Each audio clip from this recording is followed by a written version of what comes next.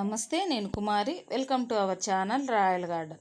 ఈరోజు మనము వంగ మొక్కలకి ఎక్కువ కాయలు రావాలి, పెస్ట్ ఏమీ ఉండకూడదు అంటే మనం ఎటువంటి జాగ్రత్తలు తీసుకోవాలి అనే విషయాల గురించి అయితే తెలుసుకుందామండి. మనము వంగ మొక్కలు అనేవి చూసారా, ఒక టబ్లో ఇప్పుడు 4-5 చాలామంది నార్లు పోసుకుంటారు, ఒక 4-5 మొక్కలు పెట్టేస్తారు. అలా పెట్టడం వల్ల ఏమవుతుంది, కాయలు అనేవి తక్కువగా ఉంటాయి. ఇప్పుడు మనకు 2 మొక్కలు పెట్టుకున్నాం అనుకోండి, కాయలు అనేవి ఎక్కువగా వస్తాయి. మనము 4 మొక్కలకి తీసుకోవలసిన కాయలు ఒక 2 మొక్కలకే తీసుకోవచ్చు. అలాంటప్పుడు మనము 2 మొక్కలు పెట్టుకోవడమే బెటర్ కదా. కాబట్టి ఒక టబ్లో ఒక 2 మొక్కలు లేదా 3 మొక్కలు పెట్టుకోవచ్చండి. చాలామంది ఏం చేస్తుంటారంటే ఒకే మొక్కలో ఒక 10 బెండ మొక్కలు, ఒక 10 వంగ మొక్కలు అలా పెట్టేస్తుంటారు. మిర్చి మొక్కలు ఒక 10 అలా పెట్టేస్తుంటారు. అలా పెట్టడం వల్ల ఏమవుతుందంటే మనకు కాయలు అనేవి తక్కువగా అవుతున్నాయి. ఇక్కడ చూసారా, పాపము వంగ మొక్క మీద ఒక బర్డ్ అనేది గూడు పెట్టిందండి. అది ఆకు పండుగ మారిపోయిన తర్వాత అది రాలిపోయింది. పాపం దానికి తెలియదు కదా అవి ఆకులు రాలిపోతాయని. అదేదో ఆకు అక్కడ బాగుందనేసి అక్కడ పెట్టేసుకుంది. ఇలాగా మీరు ఒక 2-3 మొక్కలు మాత్రమే బ్లాక్ టబ్లో పెట్టుకోండి.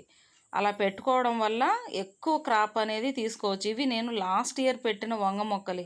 ఇప్పటికీ 1 ఇయర్ నుంచి కూడా నేను వీక్లీ వన్స్ 1 కిలో వరకు క్రాప్ అనేది తీసుకుంటున్నానండి. సేమ్ ఒక్క పాట్లో వచ్చేసి ఇది ఒక వంగ మొక్క, అలాగే ఒక్కటి యాపిల్ బేర్ ప్లాంట్ అనేది పెట్టానండి. కాశ్మీర్ యాపిల్ బేరు ఇందులో పెట్టాను.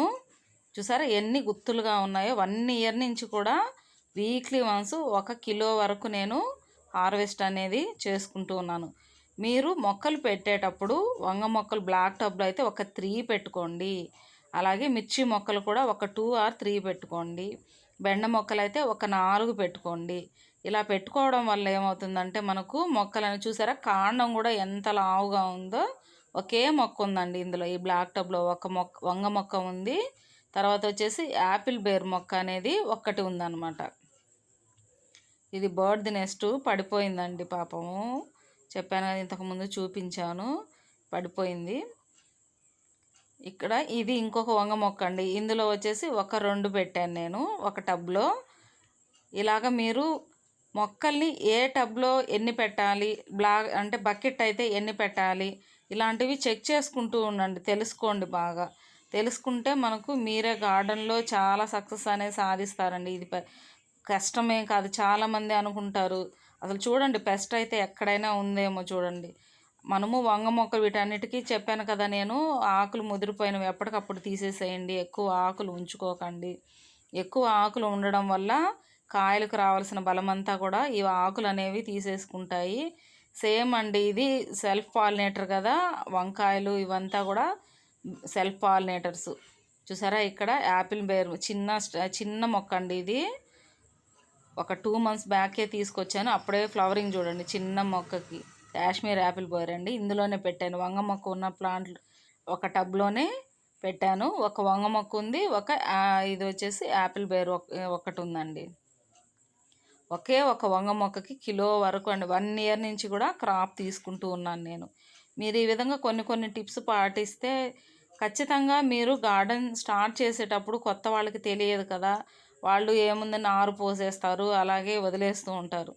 మీరు వేరే పాట్లో నారు పోసుకొని షిఫ్ట్ చేసుకోవడం వల్ల ఆ మొక్క అనేది బలంగా ఉంటుంది. సేమ్ పాట్లో ఇప్పుడు బీర ఇవి అనుకోండి, మనము పెద్దగా విత్తనాలు ఉంటాయి కాబట్టి అలాగే డైరెక్ట్గా పెట్టుకోవచ్చు. కానీ అవి కూడా మనము నారు పోసుకొని తర్వాత సాప్లింగ్స్ అనేవి సపరేట్ చేసుకుంటే మనకు క్రాప్ అనేది బాగుంటుందండి. కాబట్టి మీరు బీర వీటన్నిటికీ కూడా ఫస్ట్ డిస్పోజబుల్ గ్లాసులు ఉంటాయి, ఇలా అవైలబుల్ ఉంటాయి కదా మనకు, వాటిలల్లో నారు అనేది పోసుకోండి. అప్పుడు మనకు క్రాప్ అనేది కూడా ఎక్కువగా ఉంటుంది. వీక్లీ వన్స్ తప్పకుండా నీమ్ ఆయిల్ అనేది స్ప్రే చేయండి. తర్వాత మీరు ఫెర్టిలైజర్స్ వచ్చేసి మీకు అంత శ్రమ పడాల్సిన అవసరం లేదు. చాలామంది జాబ్స్కి వెళ్తూ ఉంటారు, ఖాళీ లేని వాళ్ళు ఉంటారు.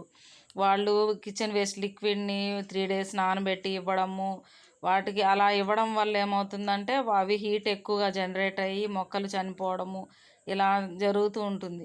మీరు అసలు ఇటువంటి కష్టాలు ఏవి పడనవసరం లేదండి. వీక్లీ వన్స్ కానీ 15 రోజులకు ఒకసారి కానీ మన వర్మి కంపోస్టు, కిచెన్ కంపోస్టు, ఈ కంపోస్టులు ఉన్నాయి కదా, వాటినే లిక్విడ్ రూపంలో 1 కేజీ కంపోస్ట్ వచ్చేసి మనకు 100 మొక్కల వరకు సరిపోతుందండి లిక్విడ్ రూపంలో. అలా ఇస్తూ ఉండండి చాలు. మీరు ఎక్కువ ఎక్కువ ఏవేవో ఇచ్చేసి కష్టపడాల్సిన అవసరమే లేదండి. నేనైతే సేమ్ ఇలానే చేస్తూ ఉంటాను. నీమ్ ఆయిల్ మాత్రం స్ప్రే చేస్తూ ఉంటాను. మొన్న మీకు ఇంతకుముందు ఒక వీడియోలో చెప్పాను మట్టి ద్రావణం. అది దానివల్ల చాలా బాగా ఎఫెక్టివ్గా పనిచేస్తుంది మనకు మిల్లీ బగ్స్కు వీటన్నిటికీ కూడా. చూసారా, ఎక్కడ కూడా పుచ్చులు అనేవి లేకుండా ఆకులు కానీ మనకు కాయలు కానీ ఎంత ఫ్రెష్గా ఉన్నాయో ఇలా గుత్తులు గుత్తులుగా వస్తాయండి. ఒక టబ్లో 2 ఆర్ 3 ప్లాంట్స్ అనేవి పెట్టుకోండి. ఇలా చిన్న చిన్న టిప్స్ పాటించండి.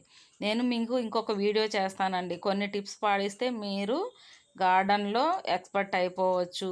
న్యూ గార్డెనర్స్ అయినా సరే ఎక్స్పర్ట్ అయిపోవచ్చు. దాని గురించి అయితే నేను ఇంకొక వీడియో చేస్తాను. వీడియో నచ్చితే లైక్ చేయండి, తప్పకుండా కమెంట్ చేయండి. ఫస్ట్ టైం కనుక నా ఛానల్ని చూస్తున్నట్టయితే మీరు ప్రీవియస్ వీడియోస్ అన్నీ ఒకసారి చూడండి. థ్యాంక్స్ ఫర్ వాచింగ్ అండి.